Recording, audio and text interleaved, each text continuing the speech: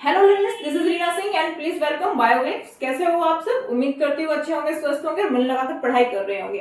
चलिए तो थोड़ा आगे बढ़ते हैं। हम चैप्टर पढ़ रहे थे नियंत्रण और समन्वय। उसमें हमने अब तक पढ़ा था कि मनुष्य में गतियां कैसे होती है, मनुष्य में समन्वय और नियंत्रण का कार्य कैसे होता है। सही बात है, तंत्रिका ऊतक के द्वारा। ठीक है, लेकिन आज हम बात करने वाले हैं कि पादपों में समन्वय कैसे होता है, यानी कि पादपों में जो गतियां होती है वो कैसे होती है। तो इसी चीज को थोड़ा आगे बढ़ाते हैं। तो सबसे पहले पढ़ते हैं कि पादपों में गति यानी कि पादपों में जो समन्वय का कार्य होता है वो कैसे सुचारू रूप से होता है। तो पादपों में जो गति होती है वो कुछ कार्बनिक यौगिक के द्वारा होती है। कार्बनिक यौगिक समझते हो, ऑर्गेनिक कंपाउंड्स।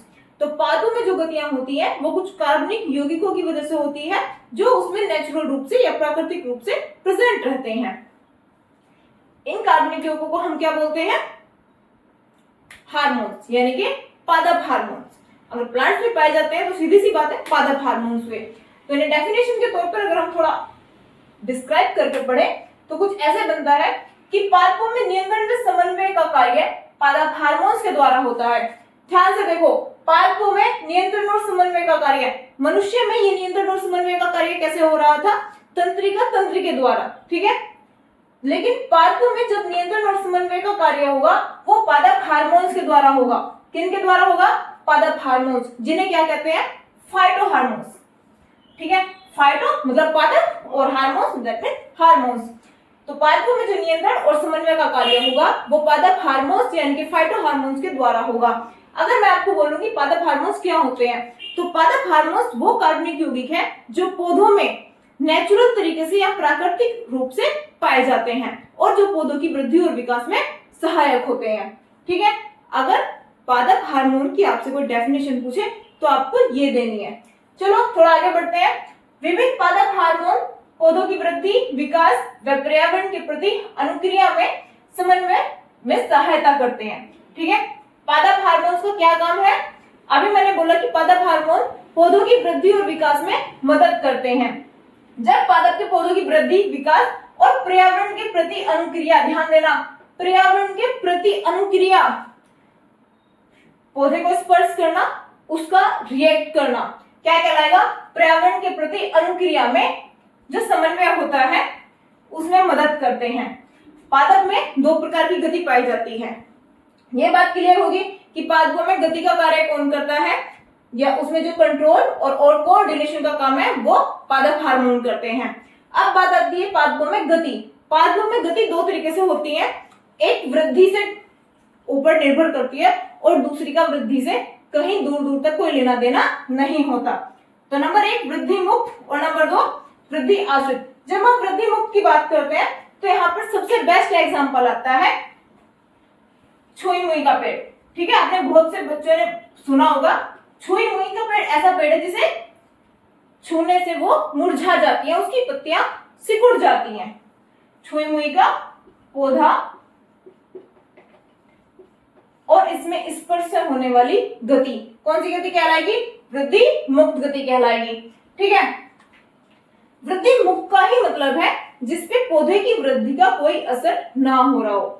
उसका सबसे बेस्ट एग्जांपल हम लेंगे तो छुई मुई के पौधे में स्पर्श के द्वारा जो गति होती है वो वाला एग्जांपल आपसे बेस्ट होगा। अब देखते हो कि जब छुई मुई का पौधा होता है उसे आप स्पर्श करते हो या उसे छूते हो तो उसकी पत्तियां अचानक से सिकुड़ जाती हैं।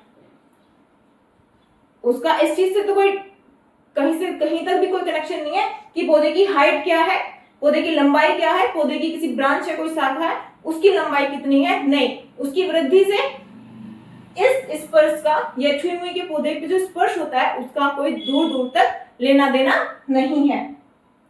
ठीक है, अब इसमें हम थोड़ा सा पढ़ सकते हैं कि पादपों में उद्दीपन के प्रति होने वाली अनुक्रिया क्या होती है। क्या होता है? पादपों में उद्दीपन के प्रति होने वाली अनुक्रिया, उद्दीपन के प्रति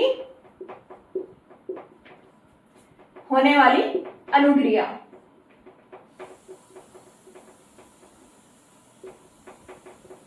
अब ध्यान से सुना, मनुष्य में जब हमने नियंत्रण और समन्वय यानी कि कंट्रोल और कोऑर्डिनेशन पढ़ा था तो हमने क्या पढ़ा था कि वहां स्पेसिफिक टिश्यूज होते हैं, यानी कि विशिष्टीकृत ऊतक पाए जाते हैं। पौधों में ऐसा नहीं होता है। पौधों में जब एक कोशिका से दूसरी कोशिका को स्पर्श की सूचना दी जाती है, पौधे की एक भाग को तुमने स्पर्श किया, छुई के पौधे की बात है, ठीक है, आपने उसे एक भाग को स्पर्श किया और वो पूरा पौधा या उसके आसपास की जो शाखाएं हैं वो सिकुड़ना शुरू हो जाती है, जो पत्तियां हैं वो सिकुड़ जाती हैं, ठीक है। तो पौधों में एक भाग से दूसरे भाग तक स्पर्श की जो सूचना दी जाती है वो किसके द्वारा दी जाती है? जी नहीं, वो दी जाती है विद्युत रासायनिक आवेग के द्वारा ही, ठीक है। हम मनुष्य में पढ़ा था, हमने मनुष्य में क्या पढ़ा था कि जो तंत्रिका तंत्र की जो दुर्मिकाएं होती है, जो न्यूरॉन की दुर्मिकाएं होती है, वहां से सूचनाएं विद्युत आवेग में कन्वर्ट होती है रासायनिक क्रियाओं की हेल्प से, फिर वो लास्ट एंड तक जाती है, यानी कि दूसरे न्यूरॉन्स तक जाती है विद्युत आवेग की फॉर्म में। तो ऐसे ही विद्युत आवेग, रासायनिक आवेग होता तो पौधों में भी है, एक कोशिका से दूसरी कोशिका तक जो सूचना जाएगी वो वैद्युत रासायनिक आवेग के द्वारा जाएगी। किसके द्वारा जाएगी? वैद्युत रासायनिक आवेग के द्वारा, ठीक है।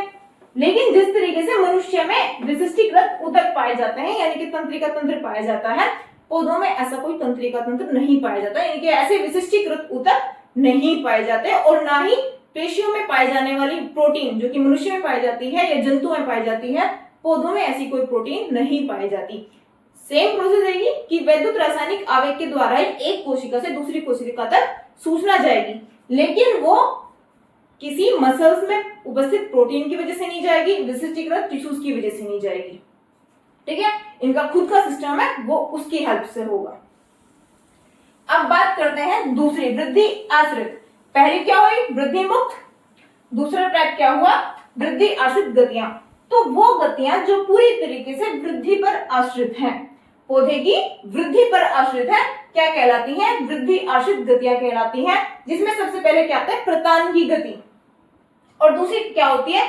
अनुवर्तन की गति। प्रतान की गति वो होती है जिसमें आपने देखा होगा कि जब कभी हम कोई बेल लगाते हैं, जैसे खीरा हुआ, लौकी हुई, या फिर आपका करेला हुआ, कोई भी बेल आप जब लगाते हो तो उसमें टेंड्रिल्स निकलते हैं जिसे प्रतान बोलते हैं। तो वो जब कोई तना कुछ भी या उसे आधार प्राप्त होता है तो उसके चारों तरफ लिपट जाता है, तो वो उस आधार की तरफ लिपट जाता है, तो उन सबको क्या बोलते हैं? प्रतान की गति।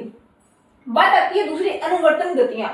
अनुवर्तन गतियों में 4 तरीके की गतियां आपके कोर्स में दी गई है, जिसमें सबसे पहले प्रकाशानुवर्तन, नेक्स्ट गुरुत्वानुवर्तन, नेक्स्ट रसायनुवर्तन एंड नेक्स्ट जलानुवर्तन। अब बात प्रकाशानुवर्तन की करते हैं, जो आप इस डायग्राम की हेल्प से समझो, ठीक है। प्रकाशानुवर्तन वो गतियां हैं जो पौधे का कोई भाग प्रकाश की तरफ होने वाली वृद्धि, मतलब पौधे का कोई भाग है वो प्रकाश को देखकर उसकी तरफ बढ़ रहा है, उसकी तरफ वृद्धि कर रहा है, गति कर रहा है। पौधे का कोई भी भाग हो सकता है।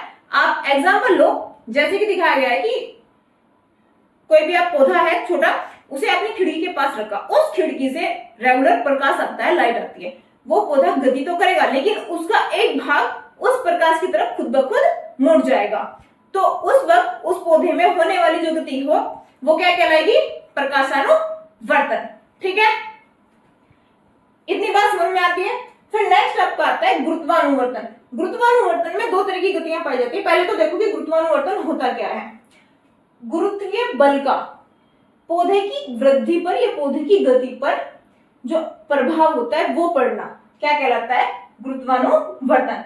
गुरुत्वानुवर्तन मतलब कि पौधे की वृद्धि पर गुरुत्वाकर्षण बल का प्रभाव पड़ना क्या कहलाएगा? गुरुत्वानुवर्तन। इस डायग्राम की हेल्प से समझो। पौधे में 2 तरह की गतियां होंगी, मतलब गुरुत्वानुवर्तन जो आपका है उसमें 2 तरह की गतियां पाई जाएंगी, धनात्मक गुरुत्वानुवर्तन और दूसरा ऋणात्मक गुरुत्वानुवर्तन।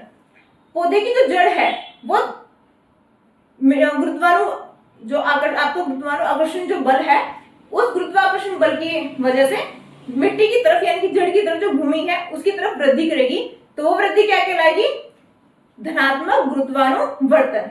लेकिन जो पौधे का तना है वो ऊपर वायु की तरफ वृद्धि करेगा, यानी कि जो जड़ है, जड़ भूमि की तरफ वृद्धि कर रही है, लेकिन जो तना है उसके अपोजिट वृद्धि कर रहा है, तो वो क्या कहलाएगा? ऋणात्मक गुरुत्वानुवर्तन गति, ठीक है। इतनी बात क्लियर होती है। नेक्स्ट फिर आपका आता है रसायनुवर्तन। अब रसायनुवर्तन क्या होता है? किसी भी रासायनिक उद्दीपनों का पौधे की गति पर प्रभाव पड़ना। क्या कहलाएगा? रासायनिक उद्दीपनों का पौधे की गति पर प्रभाव पड़ना रसायनुवर्तन कहलाता है। ठीक है, अब इसका सिर्फ एक एग्जाम्पल है, वो एग्जाम्पल देखो, मोस्ट इंपोर्टेंट है। ठीक है, जो आपके पौधे में परागनलिका होती है, परागनलिका का बीजांड की तरफ वृद्धि करना,